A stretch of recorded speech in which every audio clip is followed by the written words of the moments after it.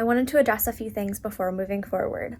I did take a couple weeks off from making videos just because I really wanted to take the time to listen, learn, and educate myself more about the Black Lives Matter movement, as well as how to be a better ally during these times. Change is long overdue, and I want to be part of the solution. I highly recommend educating yourselves as well as donating when and where you can. I will be doing what I can to help. I've already made donations personally to several different groups around the United States, but I want to do a little bit more, and with your help, hopefully I can make that happen. Starting on Saturday, June 20th, going until July 20th, the profits from several different items in my Etsy store will be donated to the American Civil Liberties Union, or the ACLU. I will post a link to my Etsy shop down below, so if you are interested at all in anything in my shop, just know that the profits from those sales will be going to an amazing cause. Hi, welcome to Crochet Witchcraft, where we take some yarn and with the wave of a wand or a crochet hook, we make something amazing. My name is Sarah, and I am so happy you could join me today. Today is going to be the 4th episode of my Crochet Basics series, Crochet Made Clear. We're going to talk about finishing off projects and sewing in our ends. Let's get into the video. Crochet Witchcraft is a channel dedicated to sharing my love of crochet, teaching friends and family the basics, and to learn from you as well. Get hooked by clicking the subscribe button and the notification bell so you never miss a video. Alright, for the 4th episode of Crochet Made Clear, we are going to talk about how to finish off your project and weave in the ends.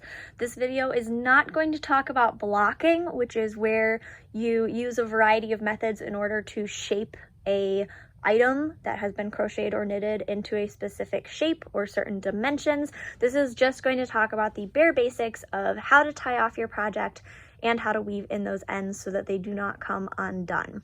This project that I am going to be showing you today is actually one of the 3 basic dishcloth patterns that I will be sharing with you in the next week. And I am just a couple stitches away from finishing it off. A couple of the things that you are going to need for finishing off your project is a pair of scissors. I just have these little embroidery scissors, but any scissors will work, and a darning needle. So this is, sometimes they're listed as wool needles. They are typically short needles that have a pretty dull point. You don't want to have a needle that's going to split the yarn as you're working with it, but you do want it to have a relatively large eye so that you can easily fit your yarn through it.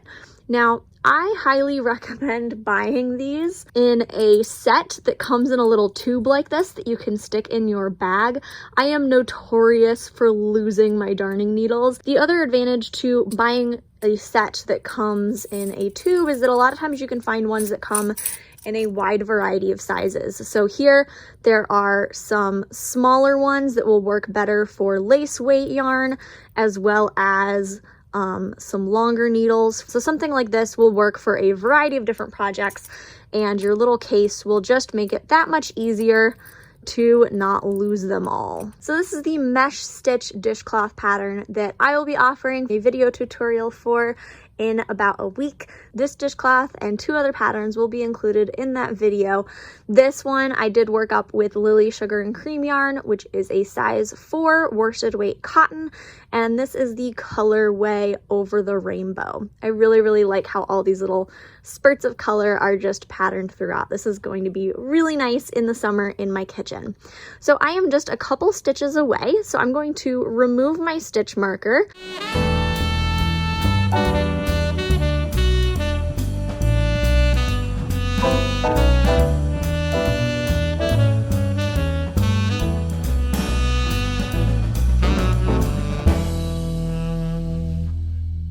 So when you are working on your project, you are going to work your last few stitches until you get to the last stitch.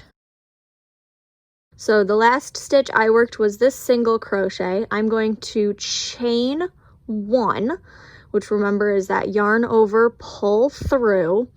And then at this point, I'm going to kind of leave my hook on that loop, and I'm going to cut a few inches away from my chain.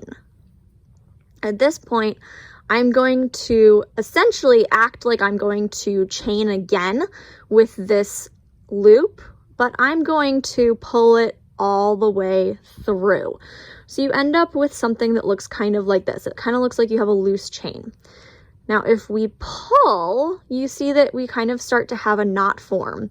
If you just gently pull on either side of that knot, you will be able to tighten it close to your work. So right there, I now have a knot, and that's not going anywhere. So at this point, we have secured our work, but we have all of these ends. Now, depending on your project, you'll have at least two. You'll probably have one at the beginning and one at the end. If you are dealing with changing yarns partway through your project, or you have multiple pieces, you'll have even more ends.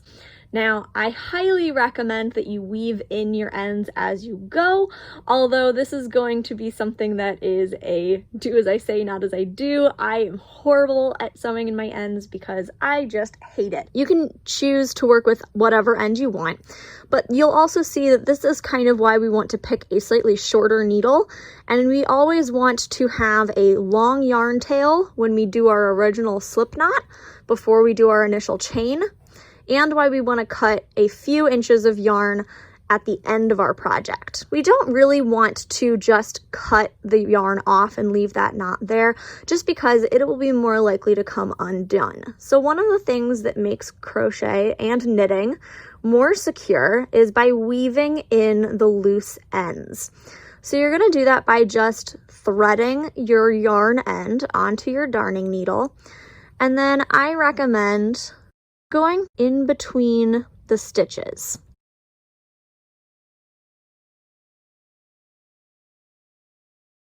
You can kind of see here, I'm just going underneath these stitches. And I'm going to go through maybe 4 stitches. You don't really need to go through that many. And then you're just going to pull through. The other thing is you want to make sure you're not pulling too tightly, just because you don't want to disrupt the shape of your piece. Okay, now we're not done. We're going to sew backwards. You see how we just went under this loop right here? We're going to go back under the same stitches, but we're going to skip this one. This will help keep our work secure.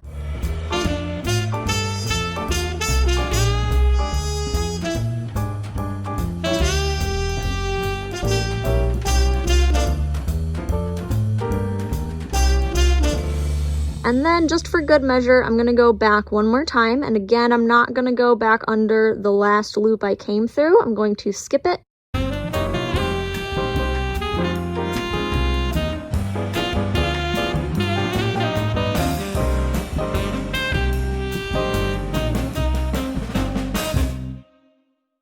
Now you could weave back and forth until you run out of yarn. Or you could be like me and say 3 times is probably enough. And then all you're gonna do is just clip your yarn nice and close to where it came out of your last weaving, and then you will be done there. Okay, so I have one more end to do. So same thing, I'm gonna weave through, and I find that with yarn, especially yarn that is plied, meaning it's made up of lots of individual strands, instead of weaving it like I probably would a normal thread, I find that that's difficult. It ends up splitting the yarn. So what I do is fold the yarn in half, pinch it like so, and then I find it's a lot easier to not break the thread as I go. All right, so same thing. I'm just going to go underneath all of these stitches.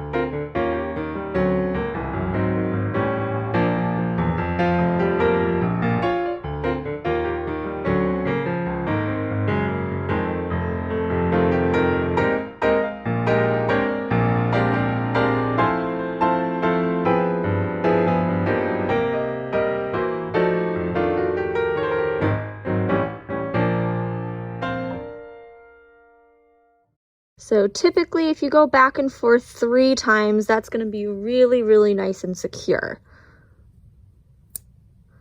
Cut off our excess. And there we go. So that is how we finish off and sew in the ends of our project. If you have any questions, please leave them below. Or if you have any other tips that might help myself and other crocheters, please let me know as well. I'll see you in my next video where we talk about how to do shells and clusters. And the video after that will be 3 dishcloth patterns so that we can practice everything we have learned so far. Have a wonderful rest of your week, and I will see you next time. Bye.